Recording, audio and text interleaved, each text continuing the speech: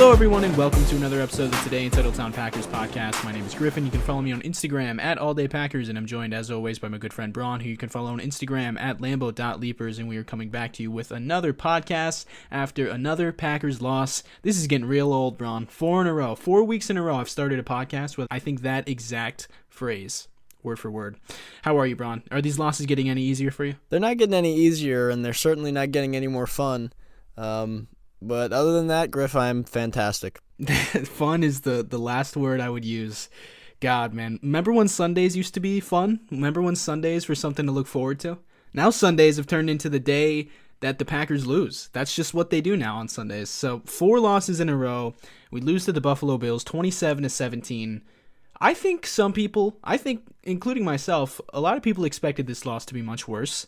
And I think the Packers showed a lot of good things, but a loss is a loss. And in the NFL, in Week 8, when you're 3-5, a loss is a very bad thing for this Green Bay Packers team. Because now they are 3-5, and they're looking in the mirror, and Minnesota keeps on winning football games. Minnesota's 6-1 now. NFC North looks like it's almost out of the question now. It looks like now we're going to be looking at those last 3 spots in the NFC playoffs, those 5, 6, 7 seeds, the wild card spots. And that's not something that we really anticipated coming into this season. But it's kind of where we are now because we keep losing ball games. And we got another game coming up this week against the Detroit Lions, who have 1 win on the year. And it's going to be a chance to correct ourselves. But man, another week where I'm asking myself, how good is this team? How good do you think they are, Bron? Do you think they're a better team after watching that performance against the Buffalo Bills? I think that what Aaron Rodgers showed and the combination of our ability to run the football was very encouraging, but then the way that the defense played at times, you're starting to realize that some of these guys that they were relying on to be very good have just not been good enough. And they've been very good in the past, and for some reason these guys just are not playing well. So I don't know how good they really are, or I don't know. It's hard to say. I just don't think that they're as bad as having 4. They started out 3-1, and we've just been on this downslide. 4 in a row is like unheard of in Green Bay. Losing 4 in a row, 3 in a row was pretty unheard of, and especially under this regime of Matt LaFleur and even Brian Gutekunst, 4 in a row is just like absolutely new territory for Green Bay. I feel like having Aaron Rodgers play at the level that he has the past 2 weeks should win them more football games going forward. The running game that we have established, I think in this Bills game, was something that we need to definitely lean on moving forward as well. But the defense has to start playing better and more opportune times, I think, as well. They need to start putting those things together so we can kind of be a little more complementary when we're really playing well on offense, kind of also have to play well on defense too. That way we can start putting more points on the board early and then avoid having to come back late, because when we have to do that, it seems like the offense starts to turn it on, but then the defense can't get those stops at the right time. Complementary football, that's one of the biggest things that the Packers have not done this season. It's one of the biggest reasons why they suck right now. And Rodgers kind of talked about after the game how the winning formula may be starting stronger on offense early on in games so that the defense, they can play more one-dimensional, he called it. They don't have to worry about the run as much. They can start playing the pass. And that was our formula for the past 2 years when we had the best offense in the league in 2020 and 2021. And in this game, I saw a lot of good on offense. We only scored 17, so it's hard to get super excited. But I did see a lot of good, man. We ran the ball 30 times, which is crazy. Because coming out of the Washington game, where everyone was saying that they have to run the ball more, including myself, it's crazy that they actually committed to that game plan and made that clear that that was their game plan. Well, I don't know if that was actually their game plan coming into it, because Christian Watson going down, I think Matt LaFleur and Rodgers both indicated that made them kind of have to change things a lot. But they ran the ball nonetheless, and it was very effective. The problem was they were down 17 points. So you can chalk that up to maybe the Bills were letting us run, because we always talk about that, Bron. Like when we were playing the Bears week 2, the Bears were running all over us, but it's also like, okay, go ahead, you're down 10 points, Fields can't throw, so who cares if you're able to run, right? And maybe that was a similar thing by the Bills defense, just letting us run it because we're gaining positive yards. We're gaining 7 yards a carry, but we're also taking 10 minutes off the clock when we're down 17 points. So the thing is that I do think that is the best way we're going to be able to find success, because this offensive line, say what you want about their pass protection, but they were opening up lanes in the running game. They really were. And Matt LaFleur was calling some really elaborate run schemes beyond just standard Madden inside zone. He was calling a lot of counters and trap plays. And our guys on the offensive line, they're pretty athletic, and when they can get into space, they can move some people, especially when the Bills are playing us on defense how they were. They're only putting 7 in the box or 6 in the box. So I think that is the best thing that we do on offense, considering the weapons that we have around Aaron Rodgers, and we're going to get more into the weapons later on. But I think that's the most effective thing we do on offense. The problem is we were down 17, but if we can come out like that earlier on in a game, which I think we will given the success that we had last night, I think that that's going to be a much better game flow for this team, let's just say. I think that was probably Matt LaFleur's best called game of the season for me. I would agree with that. I think totally. Right. I feel like Packers fans mostly would agree. And it's not just because they ran the ball 30 times, because as you know, Griff, I'm not one of those people that's pounding the table saying we need to start running the ball more often.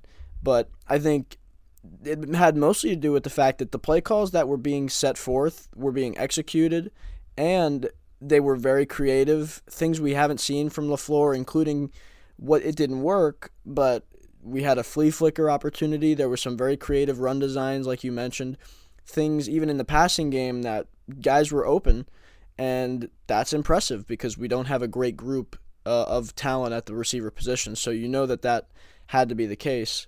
And to me, I just thought Matt, although there are some decisions I definitely questioned, and I've told you about those, Griff, during those games that we've seen these last 4 weeks now, including on Sunday. I had mentioned some things to you as well.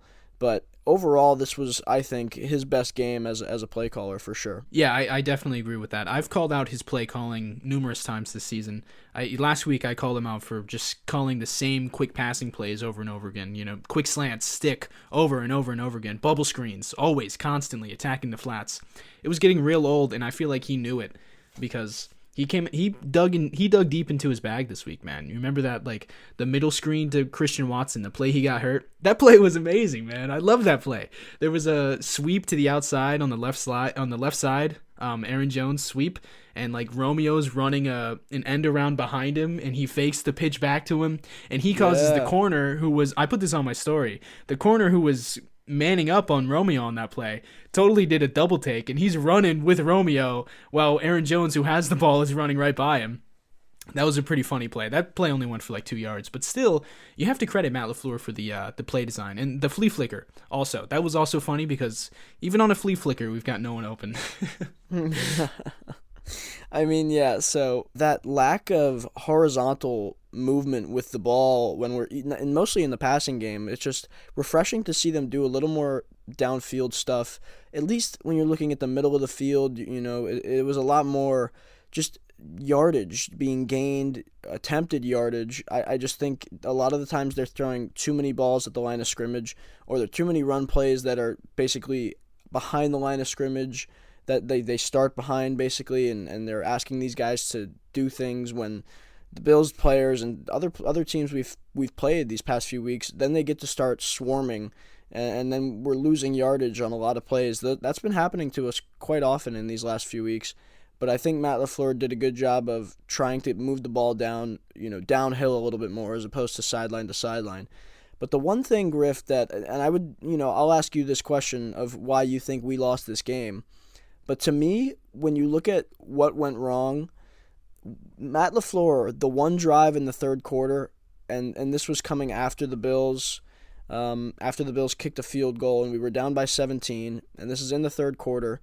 We have another drive where we ran the ball a lot, maybe a double-digit times, barely threw the ball, and this is when we're down 3 scores, knowing we have to score 3 times and get multiple stops against the Bills in order to just tie the game. And yet he continues to run the football when we're talking about there's 10 minutes left in the third quarter. Now there's 4 minutes left in the third quarter, and by the time they finish this drive, it's close to the end of the third, and they are still not in a position to where they feel like they've got a shot. And I get that there's a whole other quarter remaining, but they took way too much time off the clock. That was very poor time management, I think, from Matt LaFleur. The clock is an important part of winning, and you need to be able to not only because when you look at the statistics from the game, we had a stronger time of possession than the Bills did, but in the end, that didn't do us any good because the Bills were scoring at will quite quickly, and we were putting together these long drives, and they weren't always ending in points. So that's the main issue, and I think that may have cost us an opportunity because I think they should have gotten to the stuff that Rodgers was doing off schedule, the hurry up, that 2-minute drive type stuff where Rodgers can kind of take control. And we saw him let it loose, make a bunch of plays, throw multiple touchdowns in those environments. And I said this last week, Griff, after Rodgers said, and I've been saying it because it seems like our only offensive success in the passing game is when Rodgers goes off script and makes a play on his own, off schedule. And now he extended plays in the fourth quarter, and we saw how great that was this week. They should have got to that stuff earlier. They should have tried to hurry up. They should have had that urgency. It almost felt like they were resigned to their fate and didn't even want to fight for it until Rodgers started making those plays that got them back in the game. Because now we're sitting there and we took all this time off the clock and we were running it well, sure, but it was just too much time gone. And that was valuable, and because of that, I felt like that was one very large reason why we didn't have a chance to come back and win that game. Yeah, I texted you in the middle of one of those drives. I think it was the last one of the third quarter. I texted you like, they are just taking way too long right now. God, can you just hurry up and get to the line? It's not even a problem with them running it, but can we just get up to the line quicker than right now? Like, oh my God, Aaron, what are you running down the play clock for? It's a run play. Just snap it. Just give it to Jones. Why are we taking so long? That was really annoying. But the plays or the drives in question right here is we open the third quarter with the ball. We go 8 plays, 4 minutes and 40 seconds off the clock. Not too bad. But that's the drive that ends with a touchdown, offensive pass interference, and then we end up kicking a field goal. So then the Bills get the ball, they kick a field goal, we get the ball back. This is the drive you're talking about, Bron. 11 plays, only 48 yards, and we took 6 minutes and 47 seconds off the clock. Oh my gosh. Oh my God. We got the ball back with 5:59 left in the third, and our last play was run with 14:12 left in the fourth. God, man, we're down 27-10 right now. We're down 27-10. Get up to the line, man. This is why we struggle in games, because Matt LaFleur consistently makes mistakes like that. And whether it's, we talked about when they're benching Royce Newman and Jake Hansen gets hurt, and then they put Royce Newman back in. I mean, that's a defeated player you're throwing back into the game. And that's even funnier now because Jake Hansen is hurt, Royce Newman's healthy. Elton Jenkins goes down in this game, can't play, and Zach Tom's the one who steps in. So going back 2 games ago to the Jets game, it's really funny that they put in Hansen when Royce gets benched. Hansen gets hurt, and then Royce goes back in. Like, you've got Zach Tom sitting right there.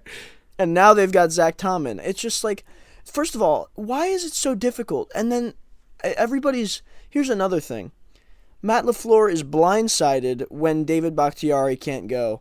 Why don't you have your players prepared to come into the game? Why are you not preparing Zach Tom? Like, if David can't go, they know leading up into this game he was questionable. Why are they blindsided? Oh my goodness, we didn't expect that he wasn't going to play. Zach Tom. Yeah, you're talking about last week. We didn't even talk about that last week when Bakhtiari, surprise, can't play. Exactly, right? So that was a big issue, right? They're so blindsided. Okay, that's fine. I get it. Because he had been playing. Maybe they thought it was just a little discomfort, whatever. They should be preparing these guys. Zach, you need to be ready to start, and we're ready for you to start. But instead, they're blindsided. It changes their whole offense. They have to start. Why are they not prepared for that? You go into this game. Elton Jenkins has a foot injury. He's questionable. Be prepared for the fact that he may not play, especially with how conservative they are as a medical staff. You'd think Matt LaFleur would not be so shocked and blindsided by the fact that a questionable player couldn't go.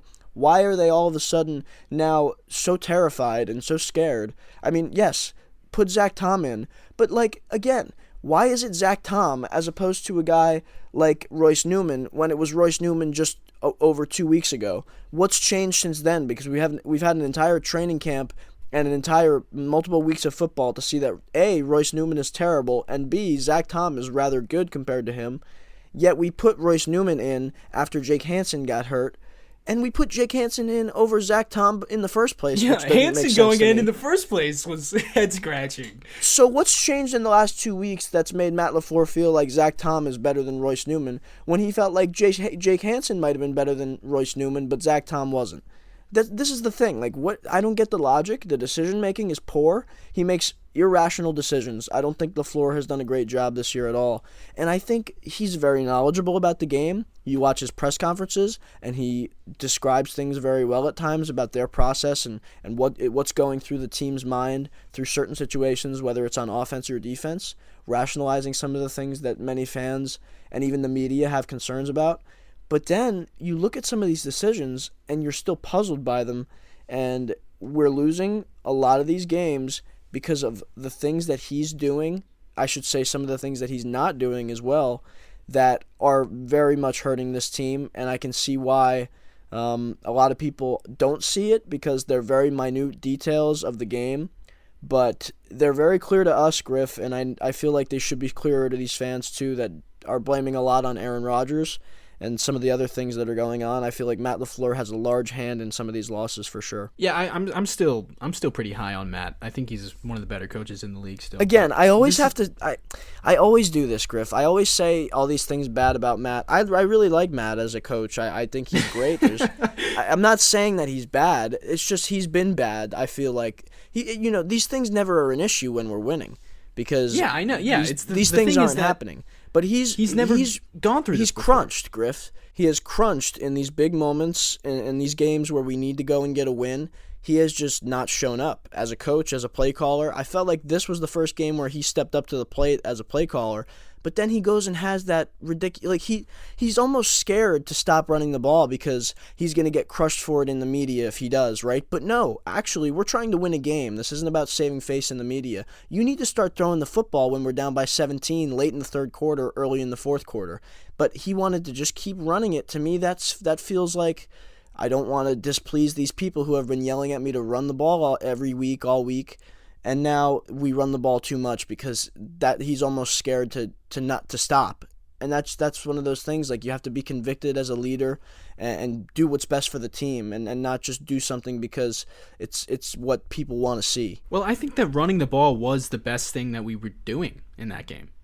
I don't have an issue with running the ball. I have an issue with the tempo. You do when we're down. No, I have an issue with running it then too because we saw what passing looked like in the fourth quarter.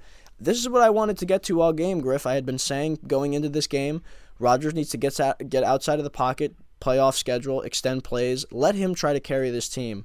And by the time they started doing that and letting Rodgers get to some of his stuff, it was too late. If they did that in the third quarter... But I don't think that it's a guarantee that if we started doing that in the middle of the third quarter, it would go very well. Because did you see the passing offense in the first quarter? It was trash. Griff, he wasn't getting outside the pocket at that time. Okay, so and you're that's saying what I feel he like needed to... Yes, that was my He needed to run a thing going into the whole 2016 week. style offense. Yes, that was Griff. I literally said those words going into this game. They need to let him do some things off schedule. They need to let him try to carry this offense because the receiving talent's just not good enough to do anything in rhythm. And Matt impressed me very early on because we were getting some things done in rhythm against a really solid defense even. But to be able to consistently score on a defense like that, you need to start doing things Aaron's way because he is the only person that's going to be able to get us out of that hole of 17 points.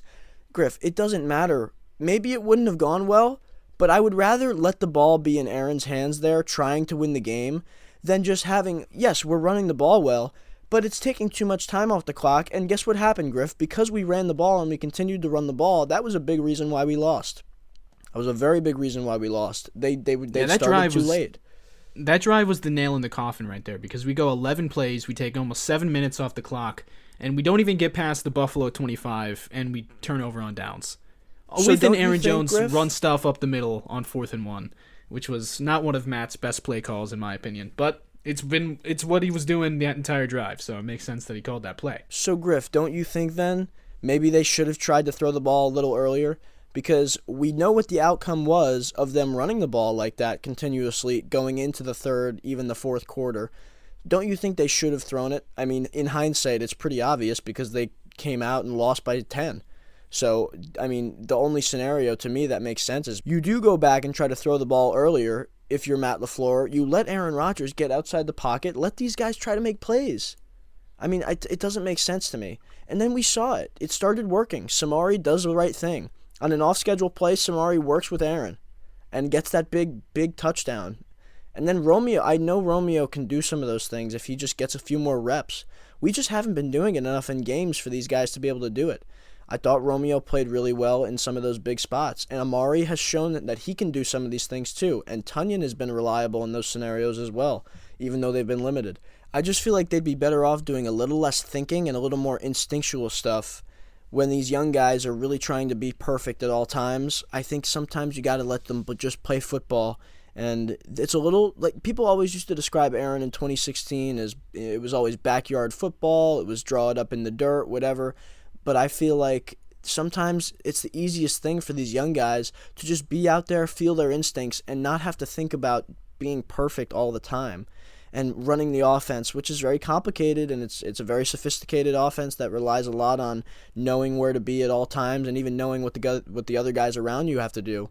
I feel like it would be better for these guys to just maybe focus a little bit more on the instinctual part of the game, that human element. When you're in the middle of the field and Aaron's rolling to his right, know how to get open. And some of those things we saw.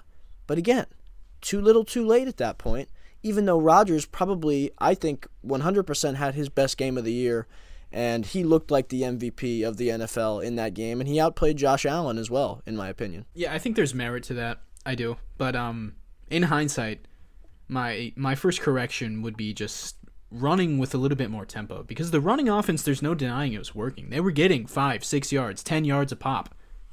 We had some big runs in there. But the problem is we're taking 30, 35 seconds, 40 seconds off the play clock between every play when we're down 17 points. That was just infuriating. Get up to the line, man. Come on. It's not. But you keep saying, Aaron, get up to the line. Aaron, get up to the line. He's got to get the play call from Matt, and then he's got to get it to his guys. I mean, that's the thing. Like, these are very sophisticated play calls. Plus, they're all designed. We talked about this, Griff. Every play that they throw out has multiple options within the play, so they can get the ideal play call based on the defensive look. So if they're going to hurry up, they can't just run the ball, because what if the Bills start loading the box, or they show a blitz heavy look, or whatever, something that is going to make it difficult for them to run. They can't just go up there and run it like that, because the way that this offense is run, and the only time they can hurry up is when Aaron is going to be able to just start calling things off his wristband and they're going to throw the football. But when they're running the ball like that, they don't have the opportunity to just run up and run it, because Matt LaFleur wants to get the perfect play call against the look that he's seeing. In order to do that, you have to kind of settle down, get the look, take the play call all the way down, and let Aaron decide what's best based on the defensive look, and then they run it, and then they hope it's, you know what I mean? That's the way this offense works. That's the design of this offense. Yeah, if you have an issue with I know that. I know you know that, Griff, but if you have an issue, that's why we have issue. That's why we have no huddle offense in the past 3 years. It just doesn't exist. At some point in every single loss in the past 3 years, I've been thinking, at some point in every single one of those games, can we just try some tempo? Can we see what happens? And that's predicated on Aaron being able to... he can then go off the wristband, shout out number 2, number 4, throw up a hand signal to guys running routes, like we saw at the end of the game there in that fourth quarter when it started working. Even that was a little slow. Because they do want to. These guys are inexperienced. It's like it all ties together to create the perfect Aaron had to storm give every single receiver an individual route on all of those tempo plays at the end. And that's a perfect storm of why we are in this mess, Griff, because of all these little things. Last night, my favorite play of the game is in that last drive where we were going tempo, and they're running up to the line, no huddle. Aaron's giving every single receiver on the field a different route to run, and I think it's Samori Toure on his right side on the boundary. And he's giving him a play to run. He gets the snap, takes a 5-step drop, and just throws it out of bounds immediately. And Chris Collinsworth is like, why wouldn't you just spike it? And I think, my theory is that he told Samari through his hands, it's loud, he can't really hear what he's saying. He's trying to communicate to Torre, what to do, and then Torre probably just did the wrong thing. And he's like, you know what? Nope, I'm not doing this. I'm just throwing this one away. That is just so funny of this offense trying to coordinate some no-huddle stuff. Because they just never do it, man. They never do it. But in the past 3 weeks, Rodgers going off schedule, Rodgers getting outside the pocket, no huddle, tempo. That has been by far their most productive offense. Even going back all the way back 100 years ago to the New York Giants loss in London. At the end of that game where we got stopped on 4th and 2 inside the 10, that was our best drive in like 30 minutes of that game. And we were going no huddle tempo. The drive right before the end of the first half against the Jets, that was a really good drive. We got our first points of the game on that drive. And every single one of these losses, our best offensive production, other than the success we had on the ground against Buffalo, has been Rodgers getting outside the pocket. And he said, if you didn't listen to the preview show, we spent a lot of time talking about Rodgers getting outside the pocket and how that's going to be something that he wants to do moving forward. Early on in this game, I was surprised with the lack of that. I thought I was going to see a whole lot of that, and Rodgers really was not getting outside the pocket. Actually, he was taking quite a few sacks. Not necessarily his fault because the pressure was in his face, but he was taking a lot of sacks, not getting outside the pocket. And I'm thinking, well, was he just lying? Was he just lying about wanting to do that? But he said after the game that, Ron, you'd be able to elaborate on this more. He said that the play call has to have a scramble opportunity within it, Like he cannot, if it's a certain play call, that calls for him going 1, 2, 3 reads, and then by the time he gets to number 3, the pass protection can't hold up, he's getting sacked. There has to be a play opportunity for where he's able to read and then get out of the pocket to find open guys, and it sounds like he really wasn't getting those play calls early on in this game. And I think that's why, and I will elaborate on that, Griff, I think that's why I think he was a little displeased with the game plan. I don't think he was displeased with the fact that they ran it that much early, but I think he had a problem with what I was saying about how they ran it in the third quarter ad nauseum, and it cost them a lot of clock time. So I think mainly that was his issue, and he kind of, and I mentioned this to you, Griff, when you heard him talk after the game, a few things he said had me leaning in that direction. And then today, Von Miller talks about that 4th and 1 run up the middle that was stuffed. And Von said something along the lines of, I don't want to start anything, but, whatever. He asked Aaron why they didn't throw the ball there. And then Von said, I'm not going to share what he said because I don't want to start anything. But I think Aaron was displeased with the fact that they weren't throwing the ball in some of those scenarios. And you have to understand that, too, for Aaron. But part of the things he wants to do, the way this offense is constructed, the way these receivers have so much inexperience, he's not able to do. So when you talk about getting outside the pocket early and often, a lot of things go into that. You mentioned it, Griff. There has to be those opportunities to get outside the pocket and to scramble. Because when Rodgers, a lot of these play calls that we have in this offense, in the passing game, are very quick in rhythm throws. And most of the time, those were not open, but those opportunities were available to hit. So Rodgers is hitting those. And like you said, Griff, he usually has to go 1, 2, 3 in these reads. So he's looking in these different directions. And by the time he may look to scramble or have an opportunity to scramble, the pass protection is not going to be able to hold up through 3 reads. It's just not against that Bills defense, and the way that they've been playing this year, it's just not good enough, right? So Rodgers, in order for these kind of things to happen, they almost have to be designed opportunities to scramble and look for. Then these receivers, right, like he's going to have to look for them. They need to know what to do on any given play when there's a scramble scenario, when there's that kind of he's extending the play, and that's the drill, the scramble drill, and these guys need to know where to go. It can't always be this instinctual thing because he's not going to know where to go if these guys don't know where they're going or if Aaron's going to scramble out of the pocket. It's just so it's hard to do that when it's not somewhat predetermined. I did appreciate the attempts at moving the pocket for Rodgers, like on the Samori Toure touchdown. That was really nice. It was because we really only see that. It looked like a Hail Mary attempt, the classic Jared Cook 2016 against Dallas in the playoffs on the sidelines, where like Rodgers takes the snap, whole line is moving left, and he rolls left. Like we saw that a couple times just on standard plays, including the Toure touchdown. That was really nice. Those, manufactured rollouts, pretty much, I would call that. I'm sure there's a more formal term for that. But, I appreciated that. And a lot of this offense, I told you just before we started recording, Bron, this reminded me a lot of, if you remember the Run the Table year, 2016. I feel like we can run the table. I really do. That all started after a Week 11 loss to the Washington football team in Washington. And that game, if you remember correctly, Aaron Rodgers, if I remember correctly, I should say, Aaron Rodgers played really well in that game. I think he had 3 touchdowns. He had that touchdown to Jordy where someone jumped out. I think it was Suak Cravens, jumped at him and grabbed his face mask and he rolled out and threw a dart. He had a really good game that game. And that was coming off a 3-game losing streak where Rodgers really didn't look very good.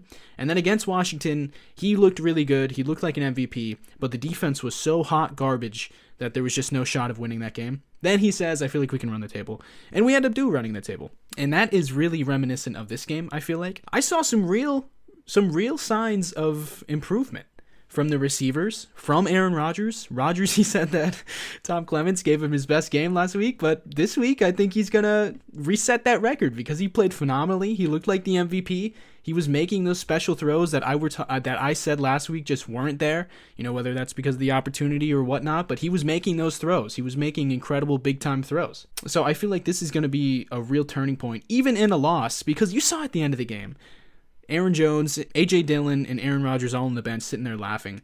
And, you watch the press conferences after. Matt LaFleur and Rodgers, neither of them are really the past 3 losses, they've been at the podium just down on themselves, angry that they lost. But this week, it kind of felt like they went into it knowing that, our shot of winning this game is not very high. The Bills have such a good roster, and we're coming off of a 3-game losing streak. So I feel like next week against Detroit is really going to be the week where they put it all together. They score a lot of points. The defense plays well enough where we're not really worried about them. And I feel like that's when we get the run started. Rodgers said after the game that it just takes one win. It's only going to take one win for the momentum to swing in our favor. And then once we get back to that level, we were 3-1 at one point this season, We were 3-1. We looked like a top 5 team in the league still. We're not this bad. We're not as bad as we've looked. And so I think if we're able to get one win, if we're able to put together a competent game on offense and defense, I think that's going to do a lot. All right, Griff, let's move on to this defense because there's a lot that went wrong. There was a lot of good, too, I feel like, with Jair Alexander mostly. But there was some uncharacteristic bad play, and I kind of alluded to this early in the show. There are guys that just have not played well enough this year that I think Brian Gutekunst was heavily relying on being very good. I think Matt LaFleur, Joe Barry, these guys expected to play really well and just have not. Whether, and again, for better or for worse, they did that. Whether you agree with the decision for them to rely on these guys, they did. Darnell Savage being one of them, and he has had his worst year of football in his NFL career with the Packers. And his game against the Bills, to me, was just almost like a last straw type of game. He just played so poorly. He looked terrible. It was a ha-ha Clinton Dix type of game, I would say. And I love ha-ha, and I hate to even put that kind of label on another guy, but he just did not play well. It's been quite the fall off from grace, if you will, for him, because he came into the league and we had a lot of excitement and he played really well his rookie year, even his second year. But since then, it's just been a bad fit. I don't know what it's been.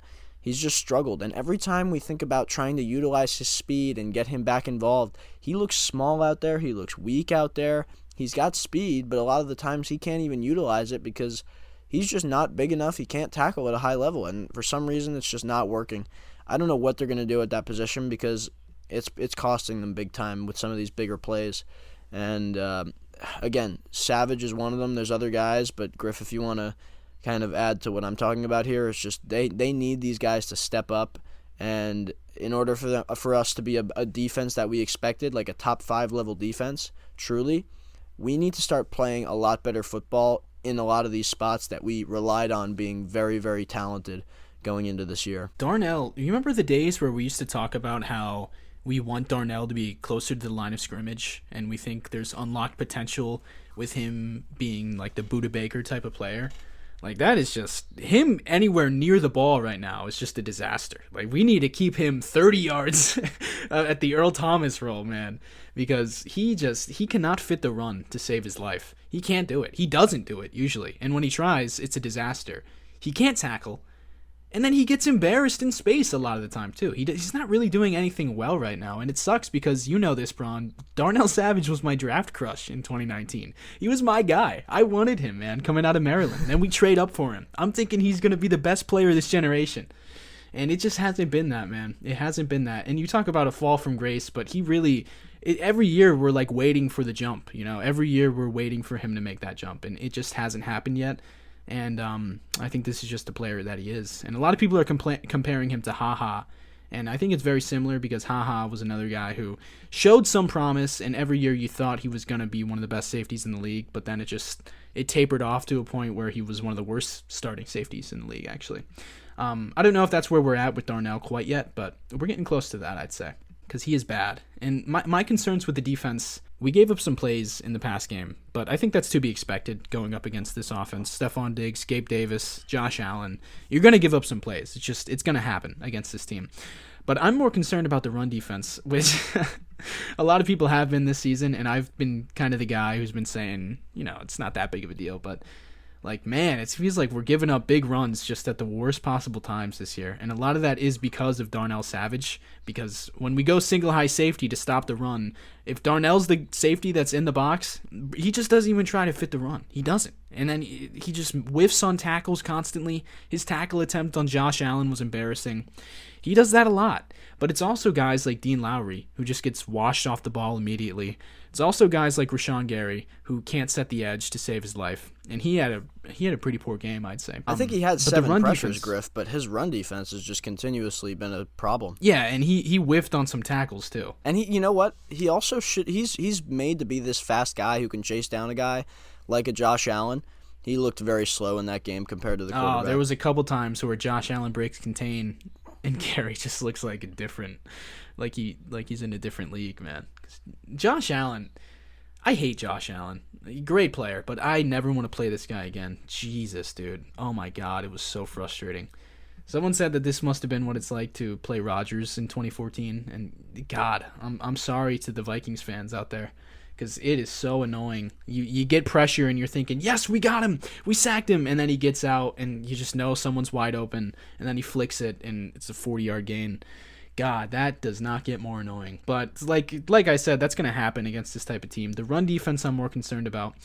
And you know what? I thought the second half defense, so we lose both our linebackers in this game, which we haven't mentioned. Devondre Campbell, who was really struggling in this game, he gets a knee injury. Matt LaFleur said it's not a long-term concern, so that's good. But he did exit the game in the first half, never returned.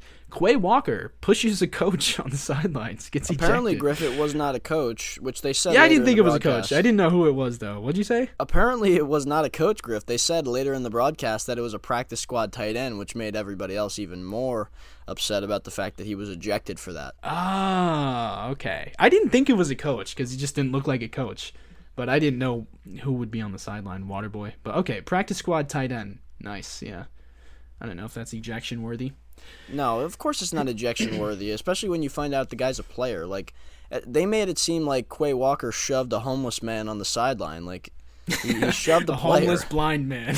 Yeah, he shoved the player. I mean, he didn't shove your grandmother. He did shove a player. Like, he's another guy that, he's a guy that plays in this league too, just not as good because he's not on the field. He's not even on the roster.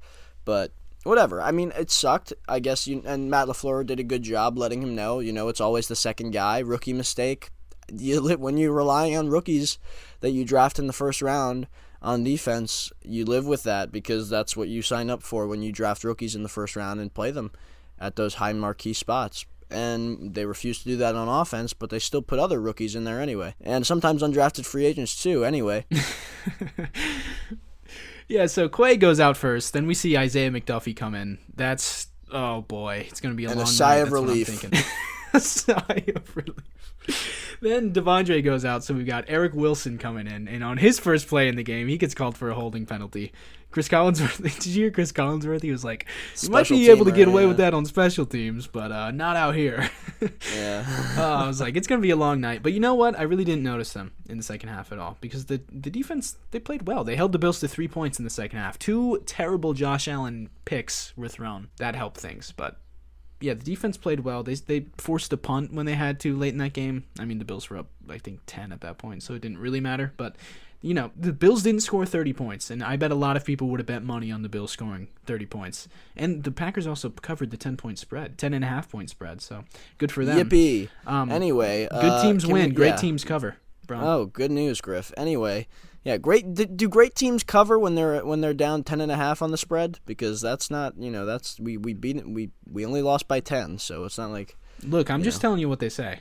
Yeah, and I'm telling you what I say here. I thought Josh Allen played a really good game in the first half, and then I thought we made really good defensive plays with, first of all, Jair Alexander. After having a bad week against Terry McLaurin, he shut down Gabe Davis for the entire game, and he did not allow a single catch. He was targeted 5 times, had 3 pass breakups. What a game, what a rebound game. He didn't really get much action with Stephon Diggs, who was jarring with him the whole game. As it was very mutual. They were barking at each other. Even Gabe Davis, Jair was giving it to him, and they were getting locked down. And I love that energy, man. I love it too. I love that Jair, man. There's nothing better when he gets on an island and he gets to talk his talk against these top guys in the league, and both of those guys are very, very good, especially Diggs, and he is just strapping these guys up. So, that's what you want. Jair needs to be in that environment because he rises to that occasion, as we see. He didn't get that same level of animosity towards Terry, right? But when he's really feeling that confidence and he's barking at these dudes and he's going out there and strapping them up like he did, there's nobody better in the league than him. And we saw that, and again, moving forward, we got to play him like he is the top dog at that position in the league.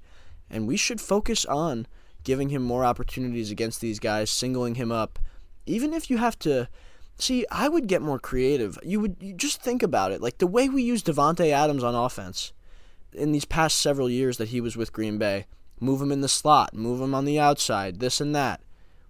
Put him in motion. Why are they so willing to do that on offense, but it's impossible to have Jair travel with a player? Even if you just run him man against one particular player, how creative would a concept that be?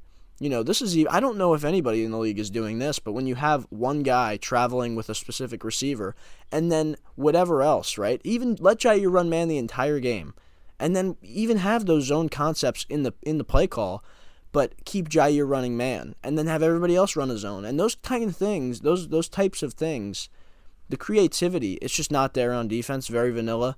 And, reports are coming out about players being unhappy with the game plans, not confident in the plays that we've got running out there, and just the overall scheme in general. There's just a lack of confidence, apparently. That's, what they've said over at ESPN, which, again, can't always rely on them. But those are the things being said publicly by people that are supposed to be reliable. That makes you start to question some things, Griff. Joe Barry's a hard guy to talk on because I really have no idea what his players think of him. We know that guys love Matt LaFleur. We've heard a lot of guys come out and say they love Matt LaFleur. But can you think of an example of any of these defenders coming out and praising Joe Barry? Because I can think of Devondre saying that last year, that a lot of his success was due to Joe Barry allowing him to just play freely.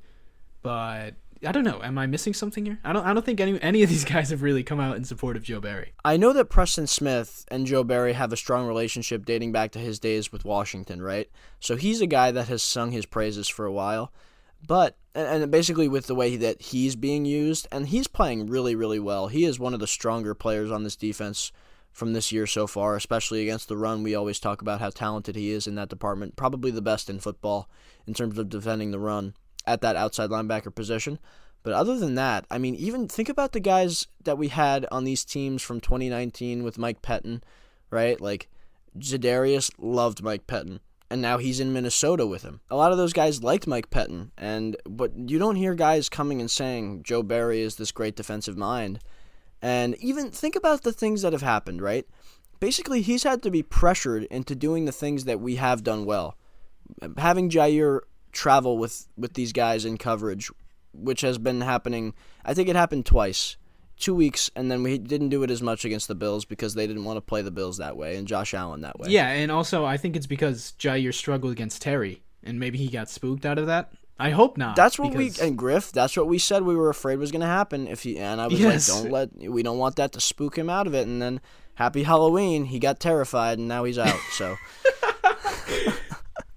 I mean, like, come on, man. Like, why is he shifting from that? Why is he being so reactive? That's Jair Alexander. Trust that he's going to get it right. And you can go back to the Vikings game, week 1, where Jair, at his locker after the game, is talking about how he wanted to shadow Justin Jefferson. Like, that's not a question for me. Don't talk to me about why I didn't do that. You remember that, Bron?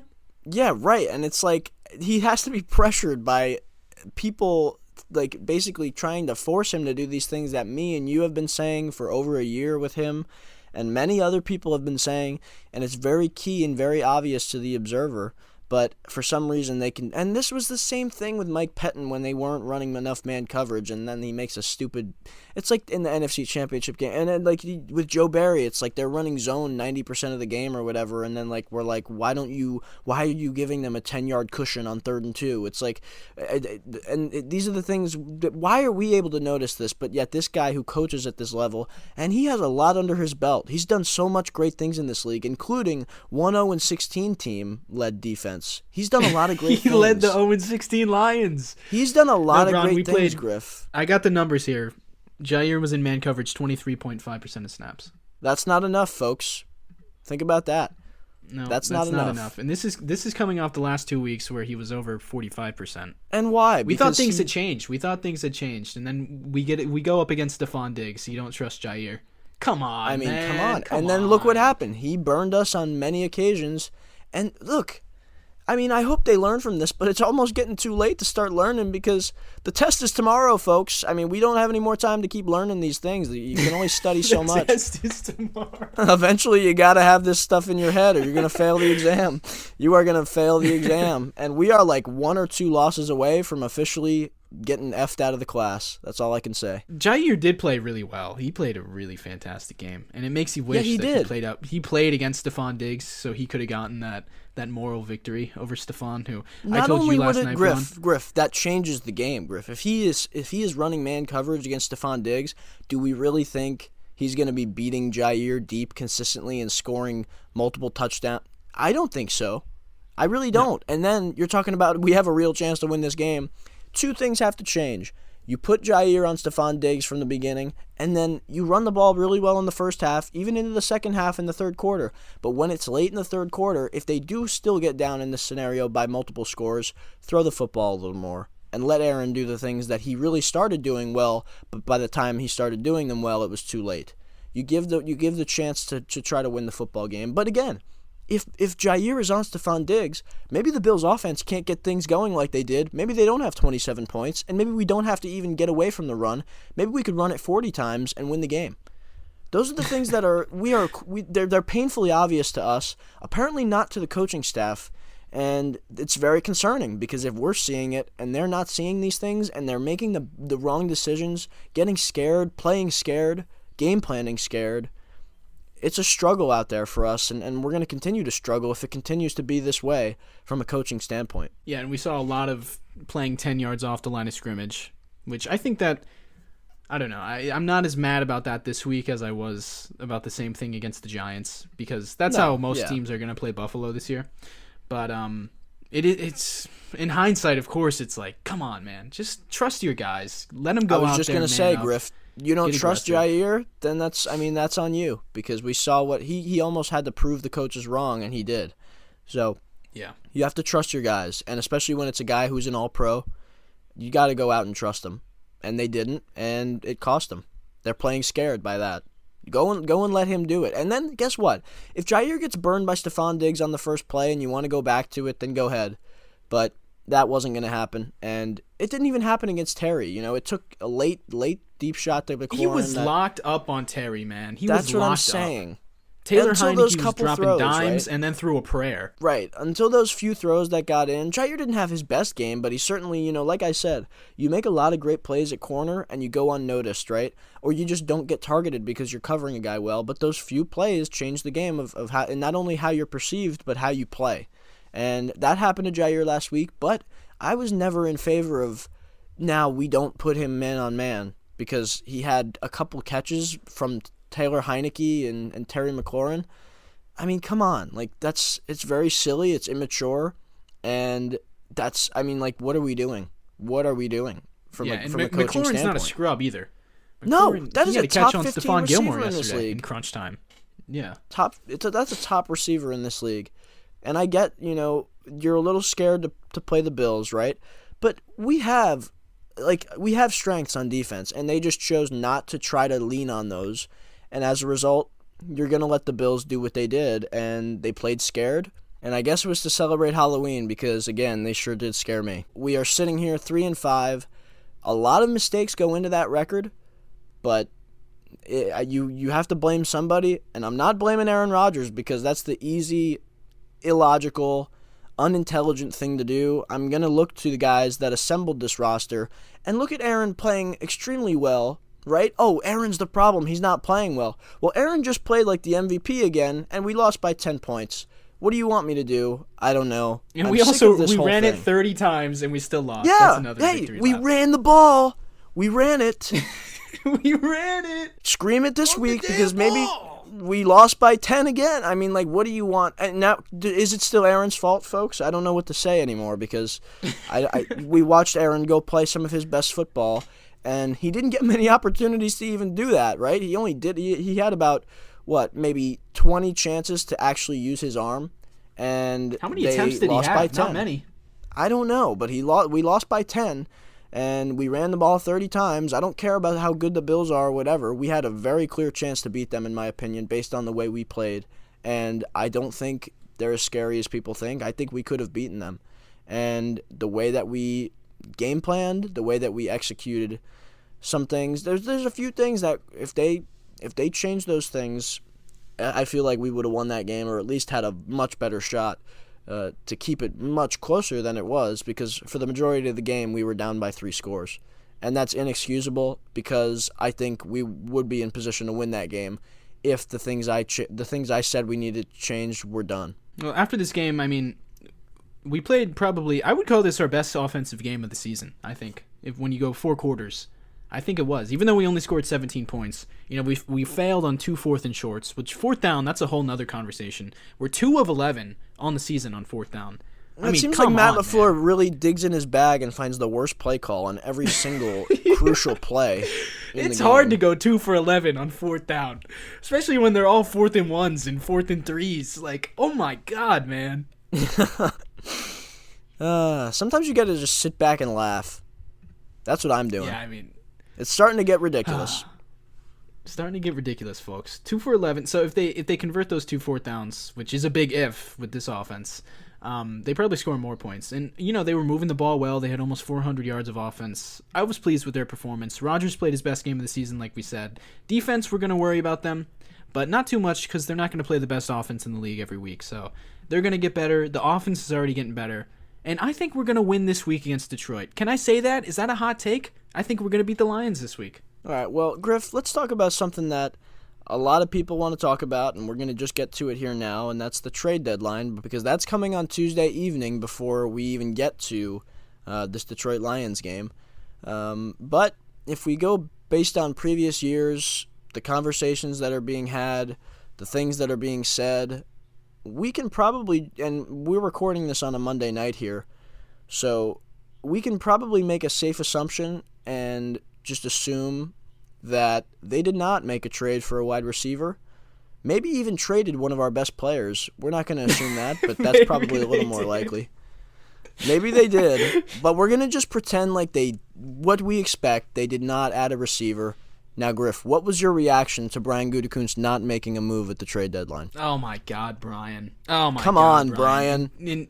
And Claypool got dealt for a 5th. You couldn't do that, Brian? Come on, Brian. What are you doing? So just to clarify, if Chase Claypool is actually dealt for a 5th-round pick, then I'm a prophet because that has not happened yet in the real timeline. But in reality, yeah, Brian Gutekunst's probably not going to make a trade because he typically does not, and the media typically gets all of our hopes up and plays with us because we've got Bill Huber reporting that he has 2 sources telling him that we are going to make a move. There's a video of Mark Murphy allegedly saying something about Tuesday we're going to add someone.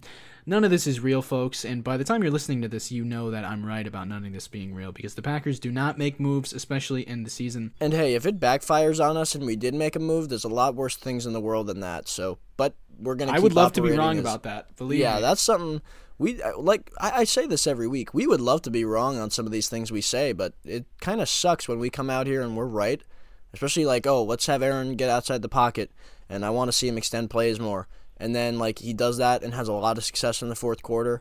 And it's like, well, we should have done that earlier. Sometimes you hate being right as a fan. But, I mean, we would love to be wrong here, Suffering definitely. from success. Yeah. It depends on the wide receiver for me, really, because I don't think a guy like Brandon Cooks is going to change a whole lot with this offense. I don't think a guy like Elijah Moore is going to change things. But if you're talking about a receiver like Jerry Jeudy, who most likely isn't even available, or DJ Moore, or Chase Claypool, I think those guys are going to be difference makers. And if they end up being dealt for something that, like, even a second round pick for Jerry Jeudy, I would do. But if they end up getting dealt for a price that I thought is fair, I'm gonna be really upset if that happens. But if they end up don't getting dealt and we find out that the Steelers wanted a first round pick for Chase Claypool, then it's like, okay, yeah, that's ridiculous. So it really all depends, and this is tough because we're trying to like predict what's gonna happen and measure our anger based on these predictions. Fans might even be just like, okay, we didn't trade for a receiver, so like, what am I listening to this for? But I think, like you mentioned, some of those guys make sense for Green Bay because they're on rookie deals and they can even extend them. That's the kind of thing. Like, I don't think they want a rental. That's, of all the conversations that you hear, I really don't think they want a guy that you're renting. I feel like Brandon Cooks is probably a rental. So as much as I think he would be a difference maker because he's been a number one receiver on a lot of teams with a lot of different guys, and I think he could probably adapt quickly. Plus, he's had 1,000 yards the past 2 seasons. I feel like that's reliable. He's played with good quarterbacks, too. He's played with Breeze and Brady. And he's played with bad quarterbacks as well, so in case Rodgers gets hurt and Jordan Love has to come in. Oh, that was too easy, man. Oh, but no, I do think he's a very adaptable type receiver, and he could probably come in if he was to get traded to Green Bay tomorrow on a Tuesday. I feel like he could probably come in and play this coming Sunday against Detroit. And we would like to see that. But if it's a player that we do trade for, and he is a quality guy that's going to make a difference, that would be a very pleasant surprise. But if it doesn't happen, again, this isn't great, and it's probably not going to happen. But there is the possibility of a guy like OBJ coming to Green Bay at some point.